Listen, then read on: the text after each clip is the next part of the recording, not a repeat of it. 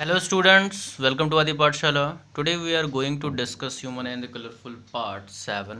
ठीक है, आज का जो वीडियो है उसमें हम लोग टिंडल इफेक्ट पढ़ेंगे और उससे रिलेटेड कुछ और भी चीज़ें स्टडी करेंगे। ठीक है, तो चलिए बिना देर किए स्टार्ट हो जाइए। ठीक है, देखो इसमें क्या है, स्क्रीन पे सीधे सीधे दिख रहा है टिंडल इफेक्ट। ठीक है, टिंडल इफेक्ट क्या होता है? Tyndall effect scattering of light का एक पार्ट है। ठीक है, एक रिसर्चर थे, एक साइंटिस्ट थे जिनका नाम टिंडल था, जिन्होंने ये इजाद किया, इसका डिस्कवरी किया। ठीक है, टिंडल इफेक्ट होता क्या है? जब कभी भी लाइट के पार्टिकल्स जब कभी भी लाइट किसी भी ऐसे मीडियम में गुजरे जिसमें एक ऐसे कोलाइडल सॉल्यूशन में, चाहे वो वाटर से रिलेटेड हो या एयर से रिलेटेड हो, ठीक है, जिसके बीच में पार्टिकल सस्पेंडेड हो, ठीक है, डिपॉजिटेड ना हो, सस्पेंडेड हो, तो जब वो टकराती है लाइट उस छोटे से पार्टिकल से तो स्कैटर कर जाती है। ठीक है, तो ये एक special case of scattering of light है। इस चीज़ को ध्यान से देखिएगा। The phenomena of scattering of beam of light in a medium containing small suspended particles. ठीक है, सस्पेंडेड पार्टिकल्स मतलब उसमें फिक्स हो। ठीक है, जैसे कि इसका एक हम लोग एग्जांपल ले सकते हैं, जैसे तुम्हें यहाँ पे दिख रहा है कि अगर आपने अपने घर में भी देखा होगा कि अगर कहीं से धूप आ रही है, कमरा बिल्कुल अंधेरा है, किसी होल से धूप आ रही है, सनलाइट आ रही है, तो होता क्या है कि उसके बीच में हमें छोटे छोटे डस्ट पार्टिकल्स दिखते हैं। वो टिंडल इफेक्ट की वजह से होता है।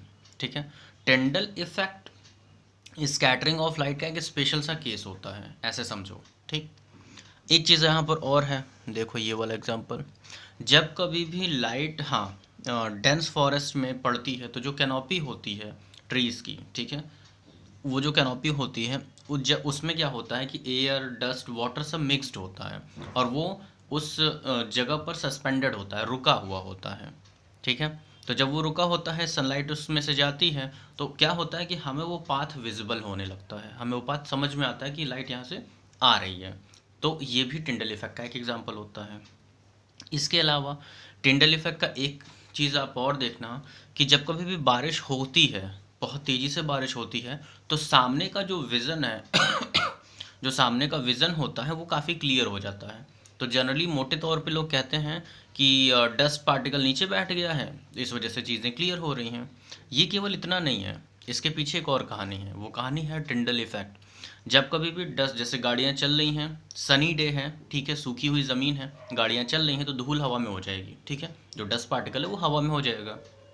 अब होगा क्या कि जब ये पार्टिकल हवा में हो गया, सनलाइट इससे पड़ी, तो उसने स्कैटर कर दिया सनलाइट को, तो आपको पाथ विजिबल नहीं होगा। केवल डस्ट की वजह से ऐसा नहीं होता, dust plus sunlight equal to Tyndall effect, इन तीनों चीज़ों की वजह से ऐसा हो रहा है, आपको पाथ विजिबल नहीं होता।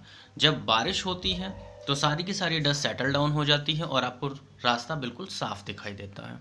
ठीक है, बहुत ये बारीक सा मतलब कॉन्सेप्ट है, इसे बहुत ध्यान से समझिएगा।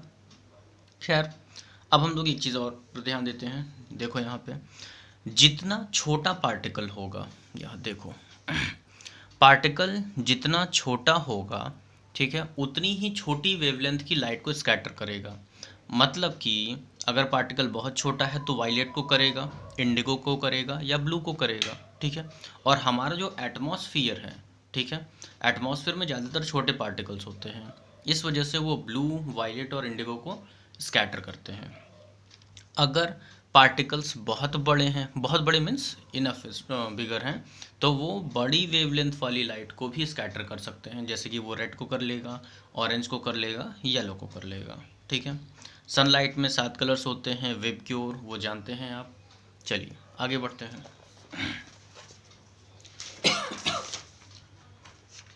अब यहाँ पर इसकी कुछ चीज़ें हैं, देखिए। Why is the colour of clear sky is blue. देखो ध्यान से, यहाँ देखो, ये चीज़ आप यहाँ वीडियो में शो कर दे रहा हूँ, आप इसको नोट करना होगा तो कर लेना, बट हम लोग मेनली फिगर पे आते हैं, उसे समझते हैं। देखो यहाँ, ये हमारी अर्थ है, उसके चारों तरफ का ये एटमॉस्फियर।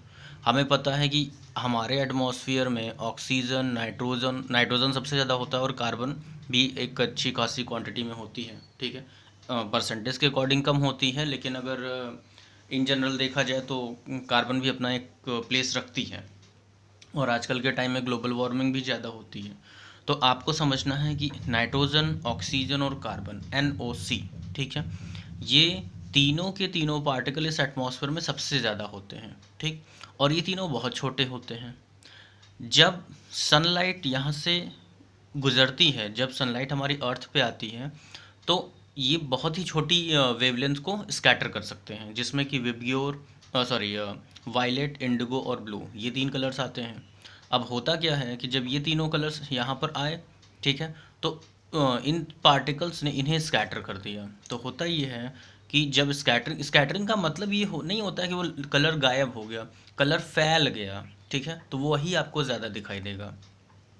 एटमॉस्फेयर के अंदर ये चीज़ें आई, पार्टिकल्स डिस्प्लेस हुए और स्कैटरिंग हो गई लाइट की। जब स्कैटरिंग हो गई तो हमने देखा कि ब्लू कलर सबसे ज़्यादा स्कैटर हो रहा है, ठीक है। ब्लू कलर स्कैटर ज़्यादा होगा तो हमें ब्लू लाइट ही ज़्यादा दिखाई देगी। तो उससे क्या होगा कि जो क्लियर स्काई है, आसमान है, वो ज़्यादातर नीला दिखाई देता है। आसमान आपको कभी भी वायलेट नहीं दिखता, ठीक है, ना ही डार्क ब्लू दिखता है। तो आपको जो कलर वहाँ पर दिखता है, स्काई ब्लू कलर जिसे कहते हो, वो एक रिजल्टेंट कलर होता है वायलेट, इंडिगो और ब्लू का, ठीक है, क्योंकि यही सबसे ज़्यादा स्कैटर होते हैं। बाकी की लाइट हमारी अर्थ पे सीधे सीधे पड़ जाती है। ये एक सीधा सा कॉन्सेप्ट है। एक चीज़ और यहाँ देखिए, अगर ये यहाँ पर एटमॉस्फियर है, इस वजह से ये स्कैटरिंग हो रही है। अगर एटमॉस्फियर नहीं होता तब आप क्या करते, देखिए। आप यहाँ देखो, if there is no atmosphere, ठीक है, अगर एटमॉस्फेयर नहीं होता तो आप क्या करते, देखो। जब एटमॉस्फेयर नहीं होता तो गैसेस के पार्टिकल नहीं होते, डस्ट पार्टिकल नहीं होता, स्मोक पार्टिकल नहीं होता, वाटर ड्रॉपलेट्स नहीं होते, कुछ भी नहीं होता, ठीक। तो सनलाइट सीधे सीधे अर्थ पे आ जाती।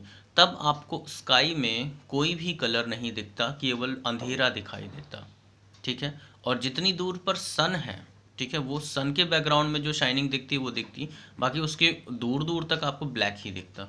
आपको अपनी अर्थ पे रोशनी समझ में आती, ठीक है, कि अर्थ पे सनलाइट पड़ रही है, जैसा रात को मून लाइट पड़ती है तो समझ में आता है, उससे कहीं ज़्यादा होती। लेकिन आपको जो ये जो स्काई है, क्लियर स्काई, वो ब्लैक दिखाई देता, ठीक है। तो बस ये छोटी सी इन्फॉर्मेशन थी। आप ये हमेशा याद रखना कि जो सन होता है उसमें जो रेड कलर है उसकी वेवलेंथ सबसे ज़्यादा होती है, उसको बहुत दूर से देखा जाता है, इसलिए। दूसरा, वो बहुत कम स्कैटर होता है, सबसे कम रेड कलर की ही स्कैटरिंग होती है। इस वजह से डेंजर साइन जो होता है हमारा, ठीक है, डेंजर साइन में हम लोग कलर यूज़ करते हैं रेड, ठीक है। ट्रेन्स में डेंजर साइन के लिए हम लोग रेड कलर यूज़ करते हैं, क्योंकि ये बिना स्कैटर हुए दूर तक हमारे पास आ जाता है, ठीक है। वीडियो लंबा होने जा रहा है, तो चलिए वीडियो को एंड करते हैं, ठीक है। और स्टडी करते रहिएगा, ठीक है। एंड अगर कोई क्वेश्चन हो, कोई भी प्रॉब्लम हो, तो आप मेरे से पूछ सकते हो, ठीक है। चलिए वीडियो एंड करते हैं। थैंक्स।